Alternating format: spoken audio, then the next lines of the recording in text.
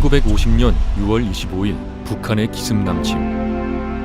이런 국난의 상황에서 한 여인이 국방부 장관에게 건의했습니다. 나라가 위기에 처했는데 여자라고 가만히 있을 수 없습니다. 여자 의용군을 모집하게 해주세요. 하지만 가뜩이나 무기가 없는데 여자들 줄 무기가 어딨느냐며 모두들 반대했습니다. 여인은 이렇게 말했죠. 무기가 없다면 부직갱이라도 들고 나가 싸우겠습니다. 이들의 애국심과 진정성에 의해 여자 의용군 모집이 승인되었습니다.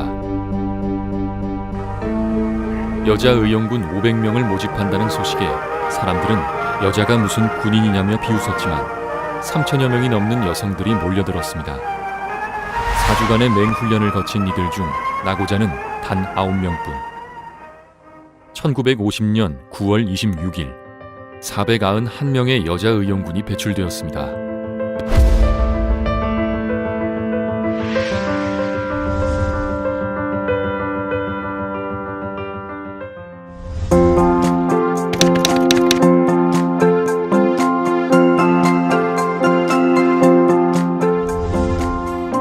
(1949년 2월) 공군에 입대했지만 일반 군사훈련이 끝나고 1년이 지나고 2년이 지나고 3년이 지나도 조종을 시켜주지 않았습니다. 카카, 왜 여성은 내국하면 안 됩니까? 쉽게 열리지 않았던 하늘문. 오기로 버틴 끝에 입대 3년 만에 드디어 조종대를 잡았습니다.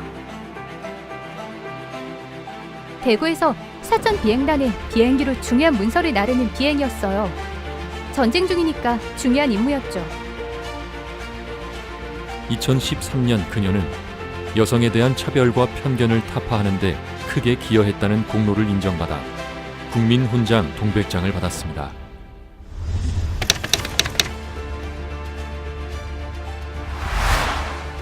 (6.25) 전쟁 당시 대전 이 육군병원에 있었던 김명희 대령은 그때를 이렇게 회상합니다. 부상으로 병원에 실려오는 군인이 얼마나 많은지 밤새 치료하고 간호하다 보면 어느새 날이 밝아져 있을 때가 하루 이틀이 아니었습니다.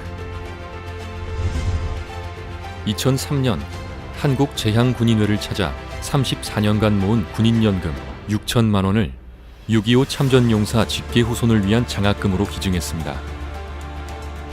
조국을 위해 뭔가 해야 한다는 생각을 늘 해왔는데 이제야 빚을 갚은 것 같습니다. 2014년 그녀는 간호장교로서의 공로를 인정받아 무공훈장을 받았습니다.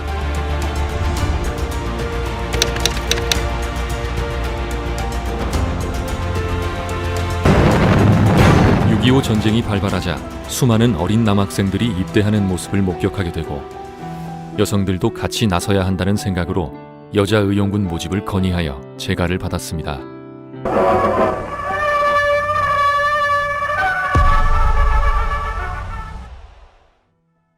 국민으로서 여자만이 안일하게 국난을 방관하는 태도로 있을 수 없는 단계에 이르렀으므로 앞으로 맹렬한 활동을 전개할 것이니 일방의 협조를 바랍니다. 남녀를 막론하고 이 시국을 재인식하여 국가 총력으로 최후의 평화를 획득할 때까지 싸워야 할 것입니다. 육군 제2훈련소 여자의용군 교육대 창설 및 초대 교육대장 취임. 1951년 11월 육군본부 여군과장 역임. 1953년 3월 한국 여군 최초로 대령 진급. 같은 해 9월 여군 창설 3주년 기념식에서 최초로 여군기를 수여받았습니다. 1954년 미국 아이젠하워 대통령으로부터 공로훈장을 받았으며 1955년 7월 여군훈련소를 창설하고 초대 소장을 역임하였습니다.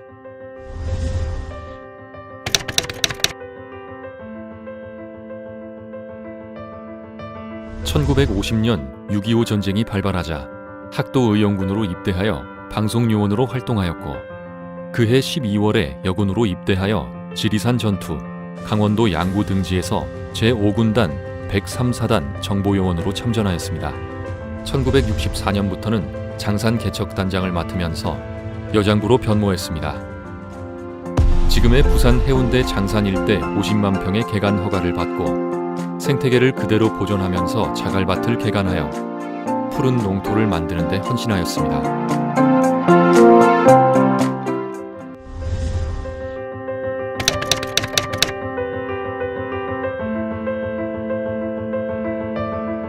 (1950년 3월) 대구의 한 초등학교 교사로 부임한 그녀는 여자 의용군 모집 소식을 듣고 지원하였습니다.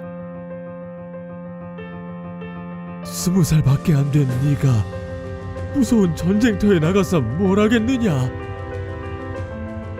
임진왜란 때는 여자들이 행주치마에 돌을 담아서 일본군과 싸우기도 했잖아요. 여자라고 국가의 위기 앞에서 손만 놓고 있을 수는 없어요.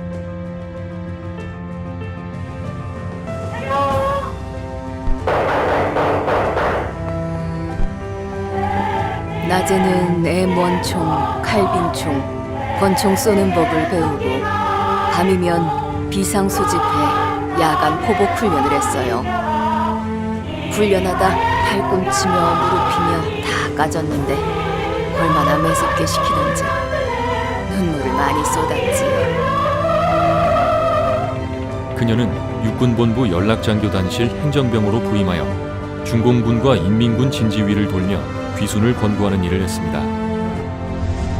직접 전쟁을 겪으면서 느낀 건 다신 이런 일이 일어나선 안 된다는 것입니다.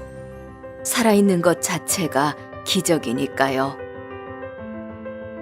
젊은이들이 6.25 전쟁을 잊지 말고 선조의 희생을 기억해 줬으면 좋겠어요.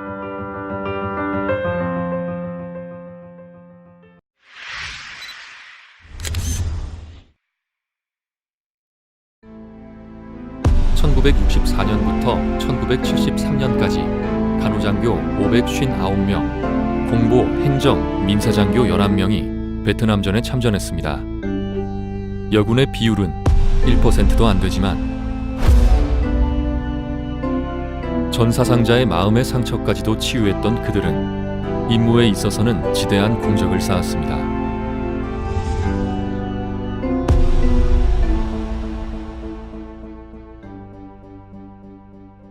(1964년 9월) 첫 선발대로 베트남전에 파병되어 제1이동외과병원에서 근무했던 안상정 중령. 아비규환의 베트남 전장에서 부상 장병들을 치료했습니다. 헬기에서 사정없이 뿌려대는 고엽제는 피아를 가리지 않고 무방비로 확산됐습니다. 간호장교들이 아군, 적군을 가리지 않고 치료에 나섰지만 역부족이었습니다. 현지에서 수행해야 할 간호장교의 임무 절차와 행동 기준 등을 마련하여 선각자적인 간호장교의 임무 사례를 남겨 후배 간호장교들의 임무 수행에 지표를 제시한 안상정 중령.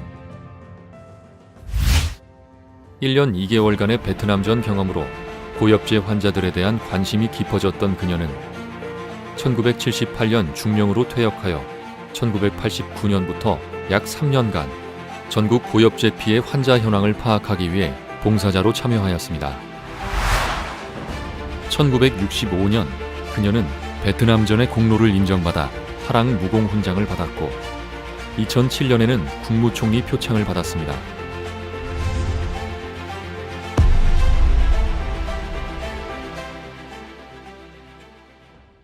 (1966년 12월 9일) 밤 12시쯤 한 촌락이 베트콩의 기습을 받아 다친 사람들을 붕타오의 한국병원으로 후송시켰습니다. 후송된 37명 중 10명은 이미 숨져 있었고 그중 대부분이 여자와 아이들이었습니다. 두 다리에 파편으로 심한 상처를 입은 한 여인이 수술 대기실의 야전 베드에서 너무나 슬피 울고 있었습니다.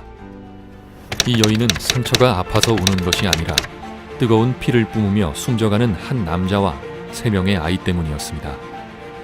여인은 막내를 돌봐달라고 애원했습니다. 이제 갓 3살 된 타이 양은 총상으로 간이 배 밖으로 흘러나왔지만 울지조차 못했습니다. 김환 대위는 이 여인과 아이를 정성을 다해 보살폈고 이들은 2개월 만에 완쾌되었습니다.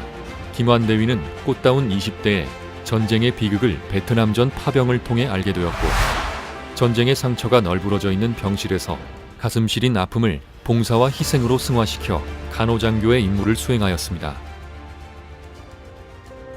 이러한 따뜻한 보살핌과 대민 치료로 따이안 최고라는 칭송을 받았고 1982년 그녀는 국무총리 표창을 받았습니다. 베트남전에 파병된 간호장교는 559명. 그러나 간호장교들의 헌신적인 희생에도 불구하고 세상에 드러난 이야기는 거의 찾아볼 수가 없습니다.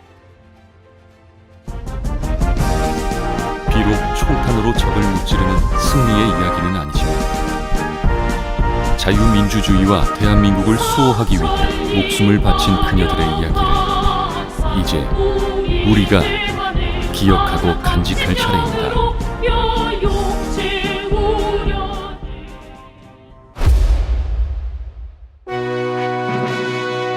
선배 전우들의 고귀한 희생과 헌신에 힘입어 하늘과 땅과 바다 그리고 해외에서 총탄이 우리를 막아설지라도 6.25 전쟁부터 한 목숨 걸고 달려온 나라를 위한 충성과 도전의 길이기에 우리는 대한민국의 군인이라는 이름으로 선진강군 더 큰 대한민국을 위해 최선을 다하겠습니다.